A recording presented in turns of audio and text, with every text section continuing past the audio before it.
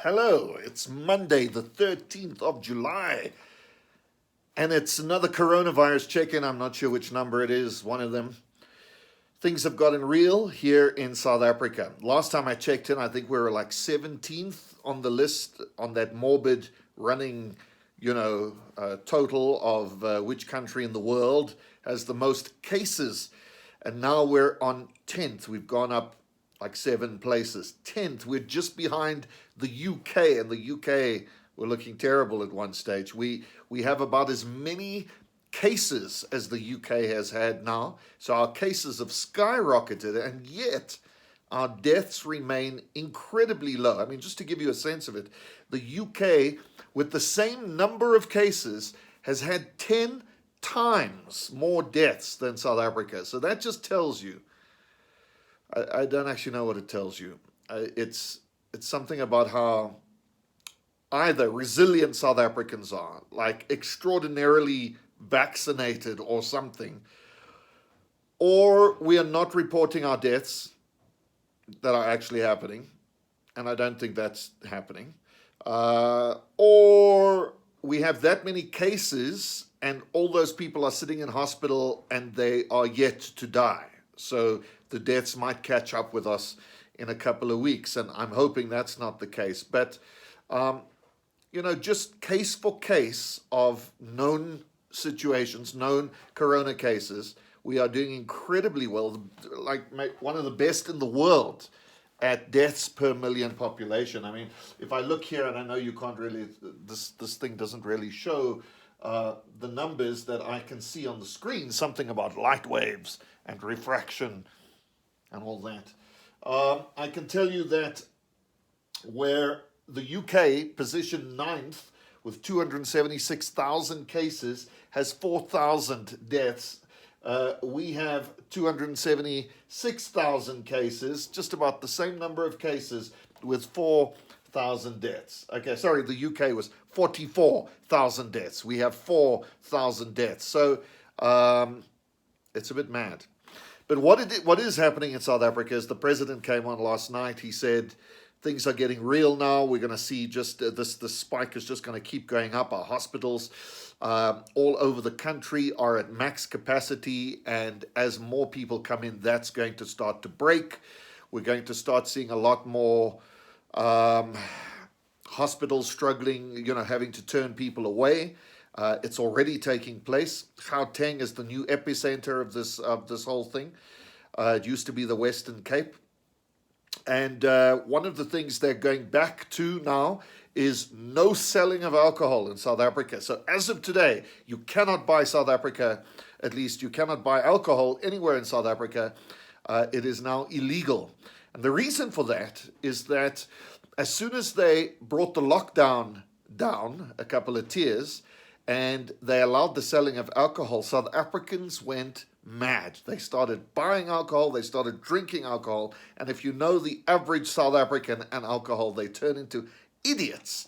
And they drive their cars into things, and they start to hit each other. And what happened was not only a spike of corona cases, but a spike of alcohol-related violence and trauma. Imagine. So in order to knock that out the ballpark, we can't house both alcohol victims and corona victims in our hospitals, so they have decided to get rid of alcohol. So that's happened. This is the world we're currently living in, folks. So we've kind of like locked back in again. There's a curfew at night starting today all over again, and we're kind of like upping our lockdown requirements a little more.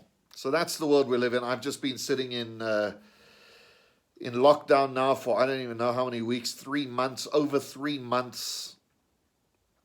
I can't tell you how I'm starting to feel like I'm losing my mind. And as a result of that, I'm actually taking some leave this week, next week. So Thursday and Friday this week, Monday and Tuesday the following week. So I'm kind of like including the weekend in there. And I'm going to get myself 6 days of communication lockdown. No sitting at the computer, just sleeping in late, enjoying myself, playing the guitar, not responding to emails, not getting onto Zoom meetings, 6 days for myself. I mean, normally by now I would have gone to Africa Burn or gone camping with my friends. I would have had bi-weekly, pub and karaoke evenings with my best friends, and that none of that's happened for months and months and months. So I'm doing that. What else can I tell you? I've been playing a little guitar. As I said last time, I started doing some lessons with Ross Harding, an amazing up-and-coming rock star in South Africa. I did 4 lessons with him and loved it. It wasn't, mind-blowing. I don't think I'm like a better guitarist, I don't think, in doing those four lessons, but it did just sort of open my mind to some of the more technical aspects of guitar, and so I'm starting to try and include some of that technicality in my playing. Although I haven't had much time to play, I've had 2, midterm assignments, psychology assignments I've had to do over the last 2 weeks. So this whole weekend, yesterday, the day before, all I did was sit doing psychology assignments, only to wake up and go back behind the desk to do work, only to go back to psychology assignments. I feel like all I do is work. Why? It's the reason why I need to take leave. But the psychology is going well. The guitar is going well. I told you all that I was playing a little Factorio. I stopped. I just kind of had a rage quit because after like hours at 2, 3, and 4 in the morning trying to build my railway network or whatever, and thinking I was so proud of it, I went onto YouTube to see what other people were doing on Factorio, and they've got cities like literally like several orders of magnitude bigger than the one that I've got. I'm like, how the hell did you pull that off? Like, how are people even doing that? Like cities that are effectively the size of the world, no. I was like, no, I can't. This will drag me into a rabbit hole I'll never get out of. So I stopped Factorio. I know I'm gonna probably during leave, let's increase the size of my rail, but I think I want to try something that's not so never ending. So I'm gonna dust off some other game. I'd love to play a bit of Ark with my friends, but Arc is not working on my MacBook Pro, so that's really disappointing. Arc. Anyway, maybe I'll boot camp my computer and just play goddamn Arc on a Windows on my Mac. Flip it, man. I've heard some horrible news, like we've had friends that have died. We've had friends of friends that have died during Corona.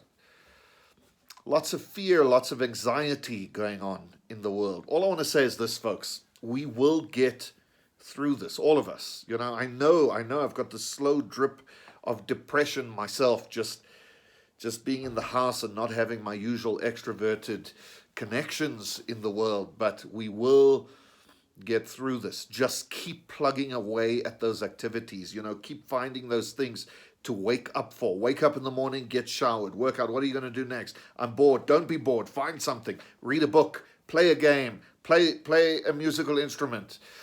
Hop online with friends. Do something. We'll all get through this. Cook. Oh man, we've been doing some cooking. I was telling you, we've perfected paellas and we've perfected risotto, and we've been working on some new ways to think of tacos. So we're doing these loaded fries, which are crispy fried chips covered in meat and cheese and chili and wonderful things. We tried that last night. It was insane. It was so good. Experimenting with the perfect toasted sandwich. What else have we done? Meat, just trying out different ways to do meat. I have to start baking. I have to start learning how flour works, how baking works. I've got a bit of intuitive sort of inclination towards baking, but I really know nothing. I don't know the theory, and you do have to know some theory. You have to know, that 1 teaspoon of baking powder in 1 cup, exact cup of flour will give you this rise, You've got to know stuff like that. You've got to know what an egg does to that mixture. You've got to know what milk does to the mixture instead of water, or vice versa. You've got to know what adding a drop of oil does to the mixture, and what bicarbonate of soda does versus the other one, so cream of tartar, whatever. Anyway, I'll get onto that. Right now, I need a break before I start a new project. And what am I watching? I'll end with that. What am I watching? So we've watched a few cool things. I'm going to have to try and remember the names of the cool things we've watched. I tell you what, we watched. I cried last night so much. All I did was cry last night. We watched two movies that had me sitting on the chair sobbing. I think Heather was like, "Oh my goodness, what's happening here?" One of them was SPUD 3, the story of the South African boy at one of our Midlands schools, growing up at the same time in school that I grew up, just a little after me, like a year or two after me. This SPUD 3 was set in 1991. I matriculated in 1990, but the SPUDs kind of go through his years in high school. And oh man, I cried.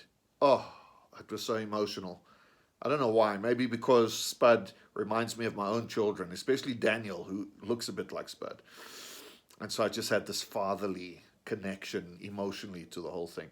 And then straight after that, wiped the tears from my eyes, I went into watching Boy Erased, Boy Dissolved, Boy Vanishing Boy. I don't know. Boy Erased. I think it's something like that. And it's about a young gay guy in college who goes through, pray the gay away conversion therapy with this Baptist, like really evil structure of religious crap. And then, of course, I just cried and cried and cried again, because I've come out of that religious crap, and I know the manipulation and the hatred disguised as love, and the it's so insidious and controlling and manipulative. And I've seen it, and I've even done it. So I had a lot of crying to do last night. Anyway, go watch those movies. Cry with me. Tell me what you think. I'll catch you on the next show. Whatever this is. Cheers.